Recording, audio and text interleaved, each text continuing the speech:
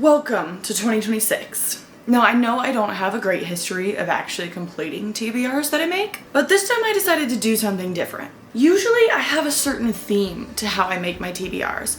I choose the oldest books on my physical TBRs, so the books that have had the longest, trying to get them read. I let the random wheel of names pick my TBR. I try to only read books that I physically own. I didn't do any of that this time. This TBR was made purely based on me scrolling through my Goodreads want to read list and picking books that I am very interested in reading. So here are my 26 books I want to read in 2026. There are quite a few books that I really don't know anything about, but you and I are going to find out together what exactly these books are about. Everything is Tuberculosis by John Green. I think I've only read like one John Green book. I think this book is about how literally everything in our culture, in our society, can be connected back to tuberculosis. Let's find out. Tuberculosis has been entwined with humanity for millennia. Once romanticized as a malady of poets, today tuberculosis is seen as a disease of poverty that walks the trails of injustice and inequity we blazed for it. In 2019, author John Green met Henry Reeder, a young tuberculosis patient at Laka Government Hospital in Sierra Leone. John became fast friends with Henry, a boy with spindly legs and a big goofy smile. In the years since that first visit to Laka, Green has become a vocal advocate for increased access to treatment and wider awareness of the healthcare inequities that allow this curable, preventable, infectious disease to also be the deadliest, killing over 1 million people every year. In Everything is Tuberculosis, John tells Henry's story, woven through with the scientific and social histories of how tuberculosis has shaped our world and how our choices will shape the future of tuberculosis. So I was half right. There's also a lot of science and things about tuberculosis. Okay, but this is right up along the alley of me wanting to read more nonfiction books this year, so glad to see it on my list. Just Friends by Haley Pham. Haley is one of the booktubers that I have been watching for the longest, so I'm so excited that her book comes out in March. Blair and Declan were best friends all growing up, but then they ran into a couple of bumps in the road and they don't talk anymore. However, Blair now has to return to their hometown to take care of her ill mother, and she applies for a job at a coffee shop that is, of course, run by Declan. So, are they going to be able to become the same best friends that they used to be? Maybe more. Probably more, would be my guess. The Spectacular by Fiona Davis. There is something about this cover that just really calls to me. I just recently read The Stolen Queen by Fiona Davis, and I really enjoyed that. It was a very intriguing historical fiction. New York Times bestselling author Fiona Davis transports us back to 1950s Manhattan and the glamorous Radio City Music Hall. New York City, 1956. 19-year-old Marion is over the moon to have been selected to be one of the Rockettes, Radio City Music Hall's glamorous precision dancing troupe.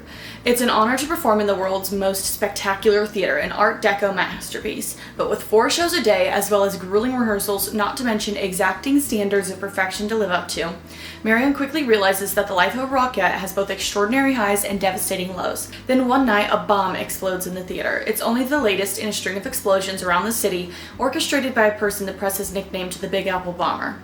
They have been terrorizing the citizens of New York for 16 years by planting bombs in popular, crowded spaces. With the public in an uproar over the lack of any real leads after a years-long manhunt, the police, at Marion's urging, turn in desperation to a radical new technique: psychological profiling. As Marion finds herself pulled deeper into the investigation, she realizes that as much as she's been training herself to blend in, performing in perfect unison with all the other identical Rockettes, if she hopes to catch the bomber, she'll need to stand out and take a terrifying risk. But she may be forced to sacrifice everything she's worked for, as well as the people she loves the most. So not only is it about the Rockettes in New York City, it's also psychological profiling, which is like all of what Criminal Minds is about.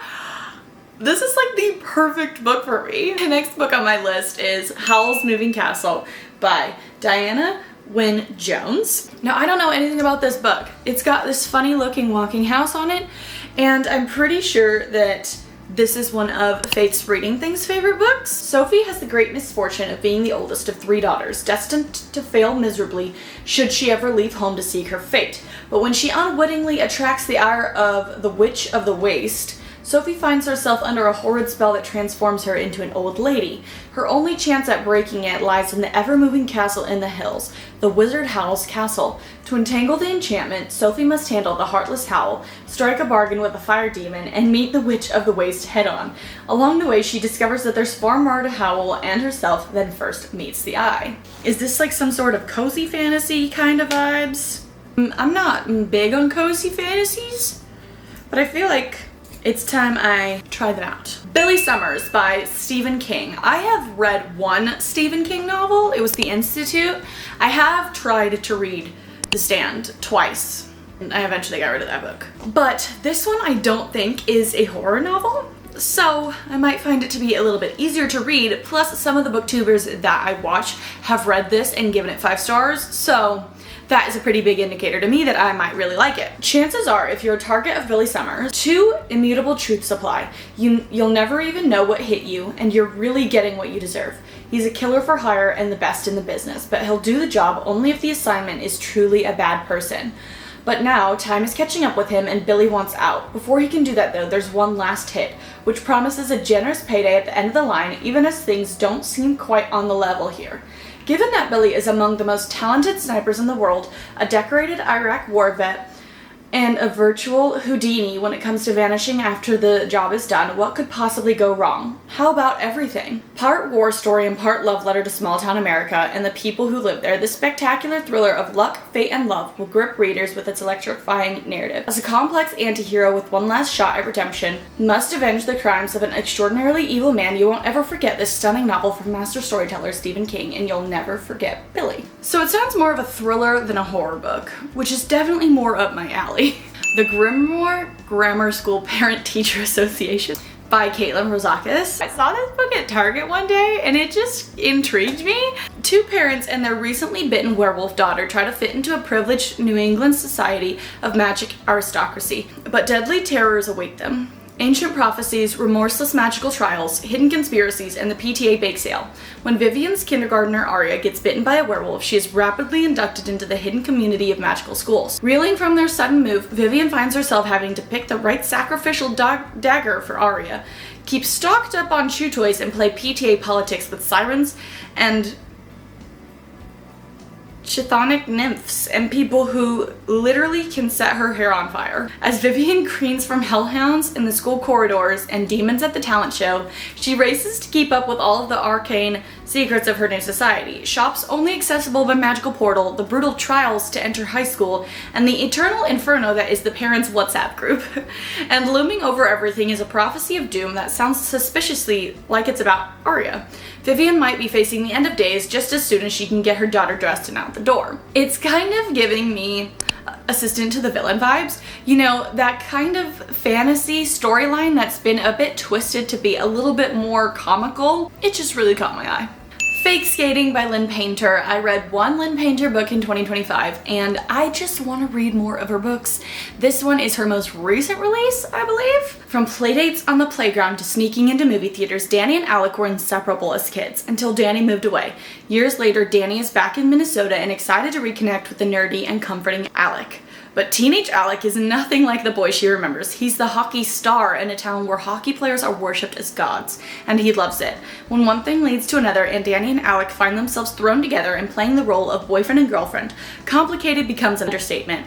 In this Minnesota town, hockey may rule, but romance is about to take its place. Sports romance and Lynn Painter, that is a combination for like the perfect book for me. These Summer Storms by Sarah McLean. I really don't know anything about this book. It was from Book of the Month. That's how it ended up on my bookshelf. Let's see what it's about. Alice Storm hasn't been welcome at her family's magnificent private island off the Rhode Island coast in 5 years. Not since she was cast out and built her life beyond the Storm name, influence, and untold billions. But the shocking death of her larger-than-life father changes everything.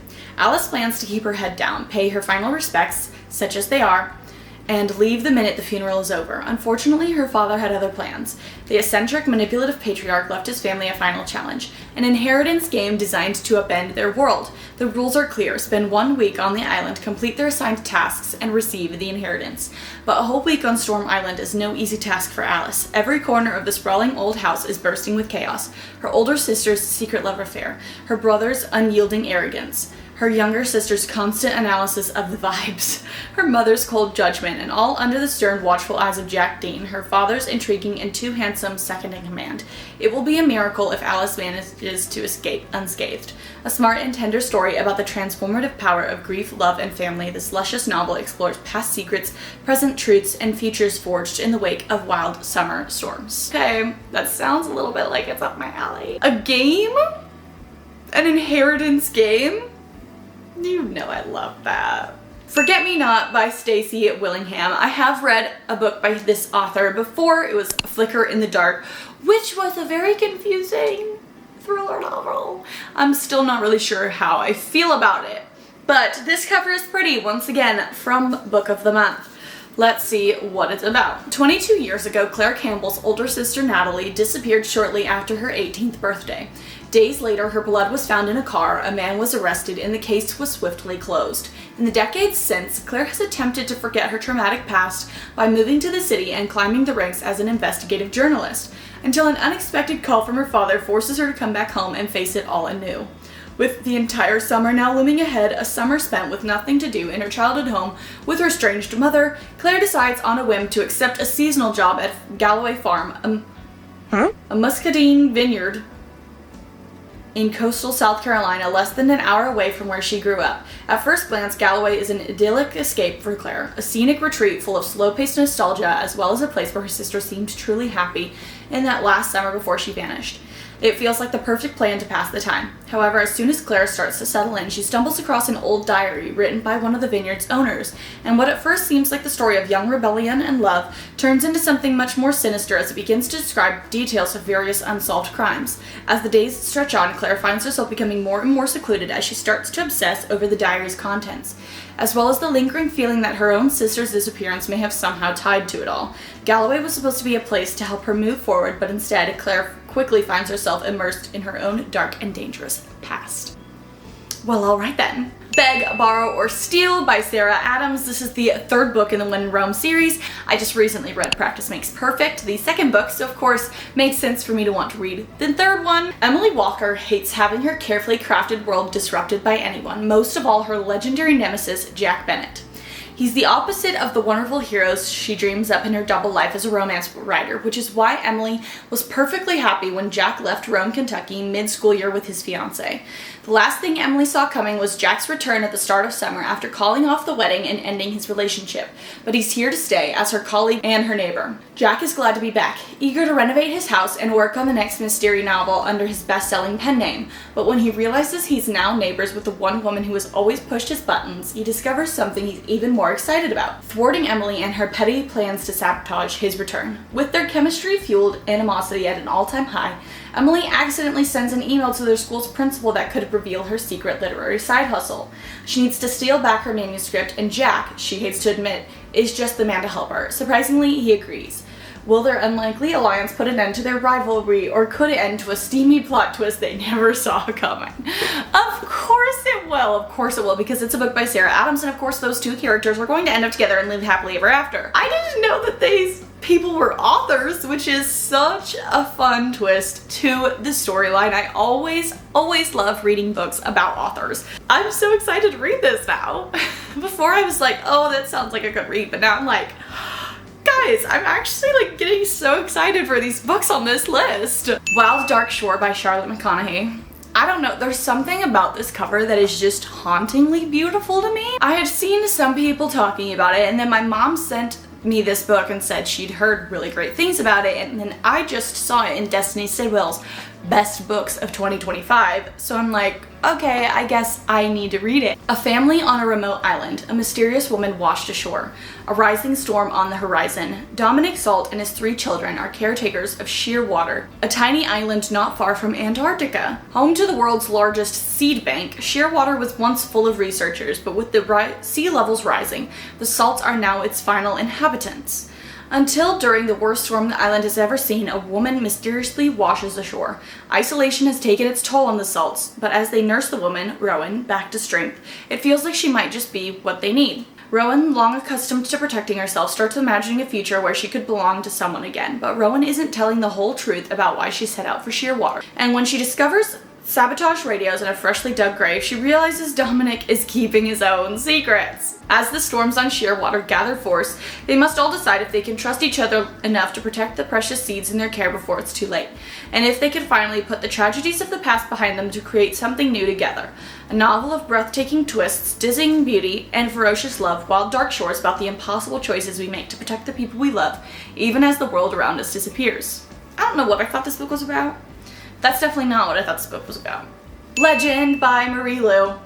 Oh, there's no blurb on the back. From different worlds, June and Day have no reason to cross paths, until June's brother is murdered and Day becomes the prime suspect.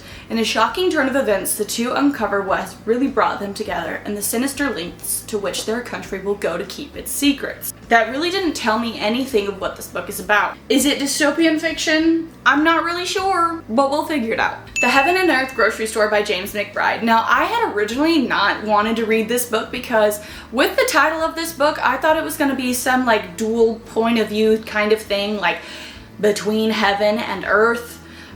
That's really not what this book is about at all. In 1972, when workers in Pottstown, Pennsylvania were digging the foundations for a new housing development, the last thing they expected to uncover was a human skeleton. Of course, that would be the last thing you expect to find. Who the skeleton was and how it got buried there were just 2 of the long-held secrets that have been kept for decades by the residents of Chicken Hill, the dilapidated neighborhood where immigrant Jews and African Americans lived side by side, sharing ambitions and sorrows.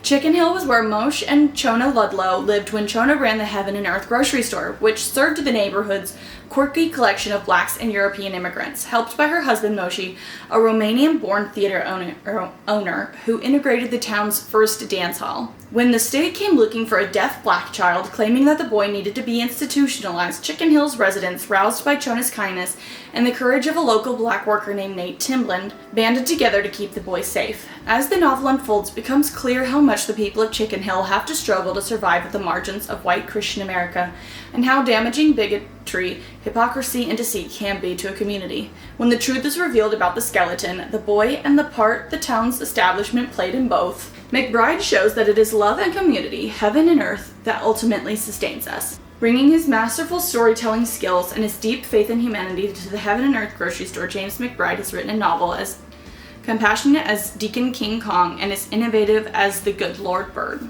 I'm not familiar with either of those books. However, I do think that this book will be a very beautiful story that I definitely want to read. The Unanswered Questions by Lauren D. Folter.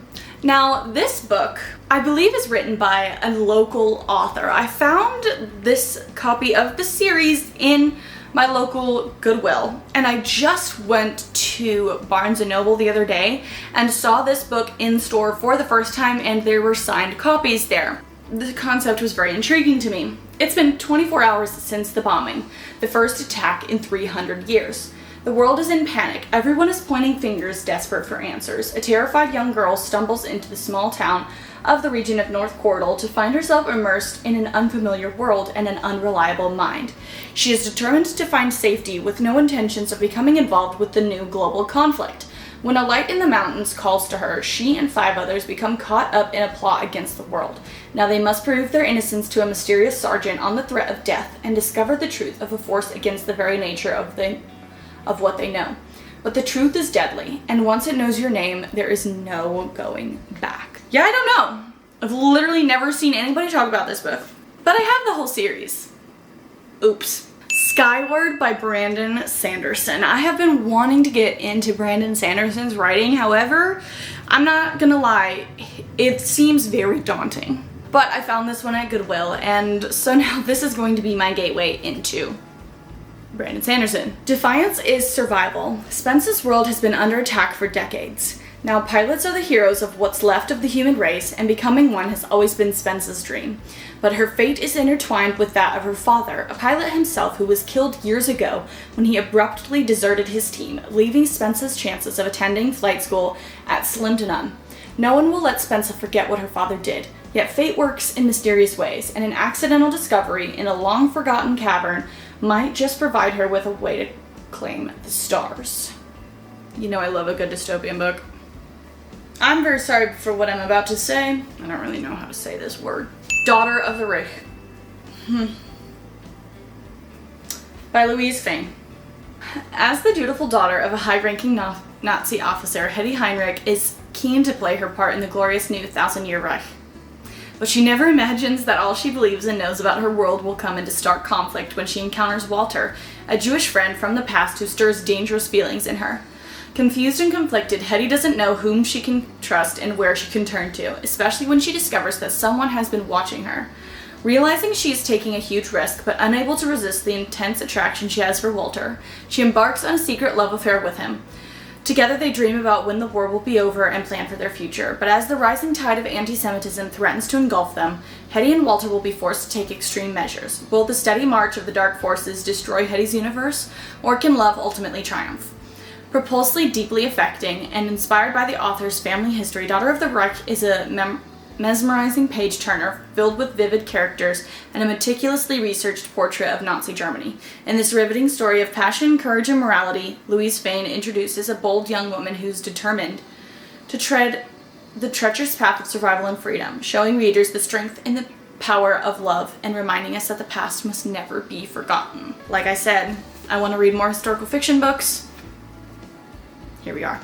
Alchemy of Secrets by Stephanie Garber. Stephanie Garber wrote the Caraval trilogy and also the Once Upon a Broken Heart trilogy. I loved Caraval. This is her first adult fantasy. I have heard great things about it. It starts with a class in an old movie theater, Folklore 517, local legends and urban myths taught by a woman called the Professor. Most students believe the Professor's stories are just fiction, but Holland St. James has always been convinced that magic is real. When she tracks down a local legend named the Watchman, who can supposedly tell you when you'll die, the world finally makes sense, except that the Watchman tells her she will die at midnight tomorrow, unless she finds an ancient object called the Alchemy Heart. With the clock ticking, Holland is pulled deeper into this magical world in the heart of Los Angeles, and into the path of a magnetic stranger. Everything about him feels like a bad idea, but he promises Holland that her sister sent him to protect her. As they chase clues and stories that take them closer to the Alchemy Heart, Holland realizes everyone in this intoxicating new world is lying to her, even the stranger, and if she can't figure out whom to trust, not even the Alchemy Heart will save her. Alright then, intrigued, definitely. Picking Daisies on Sunday by Liana Cincotti. Perfect for fans of Lynn Painter and Jenny Han, which I am. This romantic comedy follows a hopeless romantic finishing college who agrees to embark on a fake relationship with her childhood best friend, who unfortunately for her also happens to be her first love. Daniela Daisy Maria wanted love. It's all she hoped for when watching endless rom-coms every Friday night. What she hadn't hoped for was to find it in her childhood best friend Levi. It was the hand-trembling, heart-thumping kind of love that wasn't supposed to happen when you saw your best friend. But it all ended when he didn't feel the same way and she vowed to never see him again. 4 years later, and one night in a crowded bar in the West Village, there he was, just as perfect as ever. Maybe it was the lighting or the way his hair curled above his brow, but she couldn't say no when he asked her to be his fake girlfriend for his sister's wedding. Another chance at being his friend and mending her immature mistake? How was she supposed to say no? The weight of impossible rejection from her dream grad school quickly became the least of her problems, with old resurfacing feelings. At every staged romantic interaction and stolen glance, she struggles to find confidence. She couldn't help but think that maybe she should have said no to protect her heart for a second time. I don't know why, somehow I got it in my head that this was more like a fantasy novel. It's not. I think I'm thinking of Before the Coffee Gets Cold. Impossible Creatures by Catherine Rundle. This is a children's book. However, every time I see the cover of this book, I'm like, I need to read that. I need to read that. I don't know why. The day Christopher saved a drowning baby griffin from a hidden lake would change his life forever. It's the day he learned about the archipelago, a cluster of unmapped islands where the magical creatures of every kind have thrived for thousands of years. Until now. And it's the day he met Mal, a girl on the run who desperately needs his help. Mal and Christopher embark on a wild adventure, racing from island to island, searching for someone who can explain why the magic is fading and why magical creatures are suddenly dying. They consult sphinxes, battle kraken, and negotiate with dragons, but the closer they get to the dark truth of what's happening, the clearer it becomes. No one can fix this. If the archipelago is to be saved, Mal and Christopher will have to do it themselves. There's dragons. I love dragons.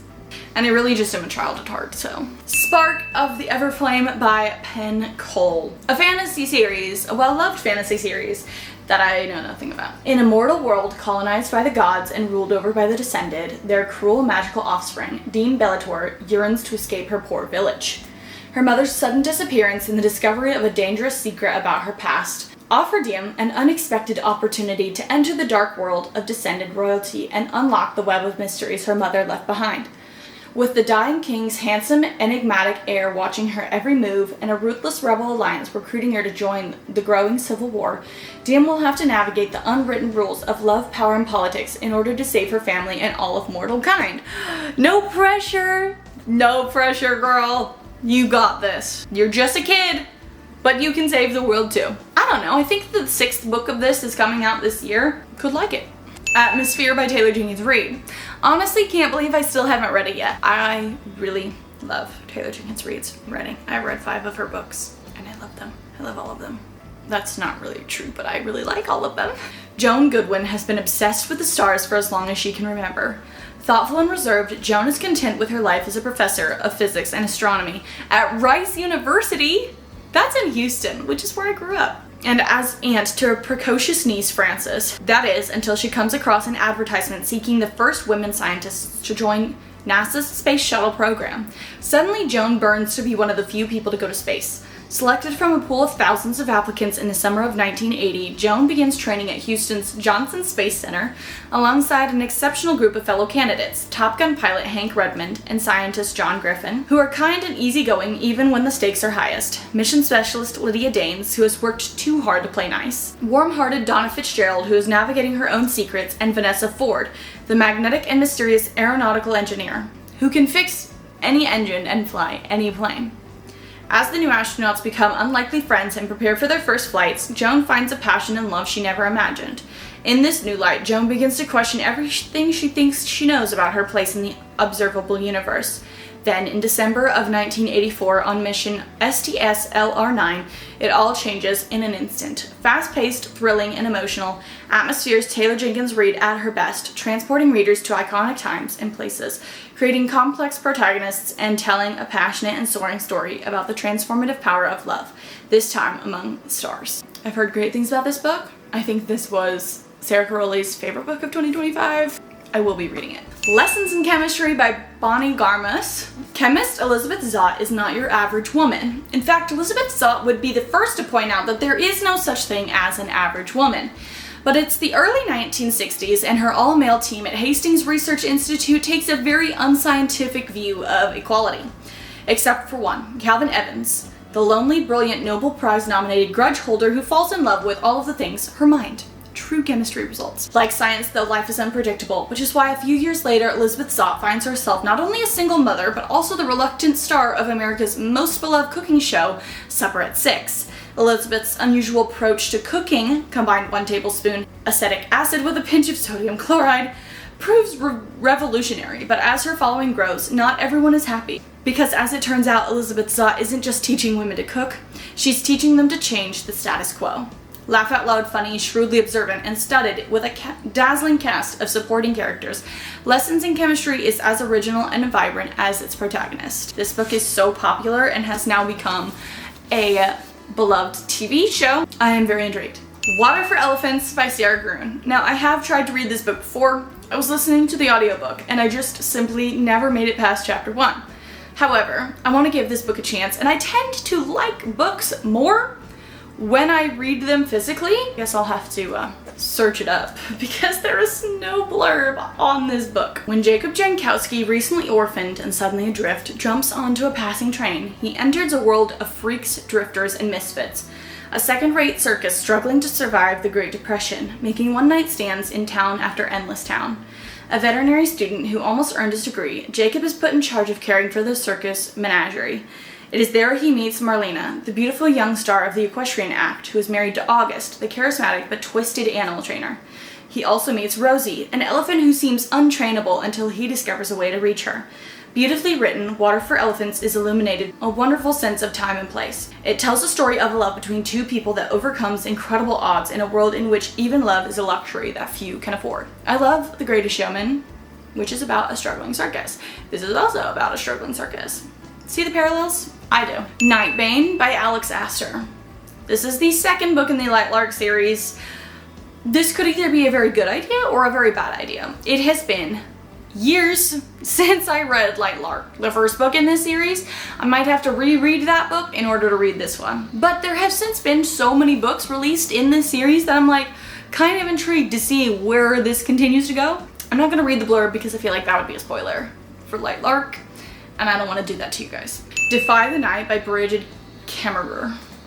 I have seen a couple of people read this. I bought it for my friend last year for her birthday and she read it and absolutely loved it. So I'm like, okay, maybe now I need to read it. The kingdom of Kandala is on the brink of disaster. Rifts between sectors have only worsened since a sickness began ravaging the land.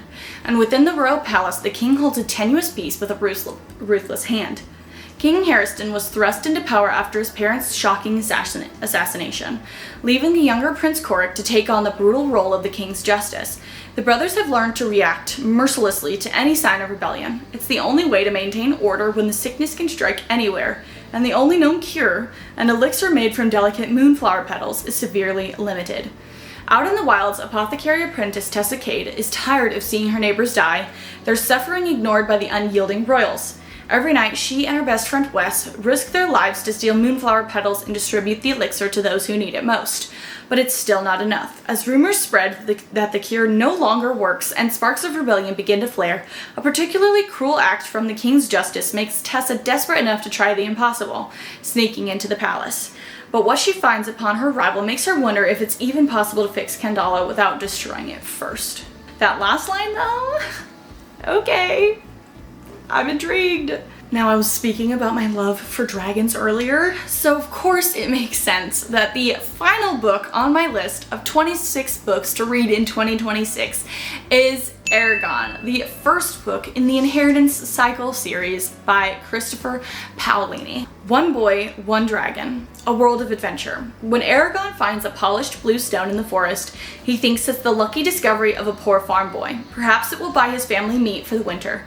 But when the stone brings a dragon hatchling, Eragon soon realizes he has stumbled upon a legacy, nearly as old as the Empire itself. Overnight, his simple life is shattered, and he is thrust in a perilous new world of destiny, magic, and power. With only an ancient sword and the advice of an old storyteller for guidance, Eragon and the fledgling dragon must navigate the dangerous terrain and dark enemies of an empire ruled by a king whose evil knows no bounds. Can Eragon take up the mantle of the legendary dragon riders? The fate of the empire may rest in his hands. I think this is a children's book as well. I don't really care. Anyways, those are my 26 books that I want to read in 2025. It's a TBR that I'm actually excited about for the first time in my entire reading life. But anyways, guys, that is all I have for you guys today. If you enjoyed this video, please give it a thumbs up to let me know that you enjoy this type of content. Comment down below any books that you are excited to read in 2026 and subscribe to my channel for more bookish content in the future. I hope you have a lovely rest of your week and I will see you guys next time. Bye!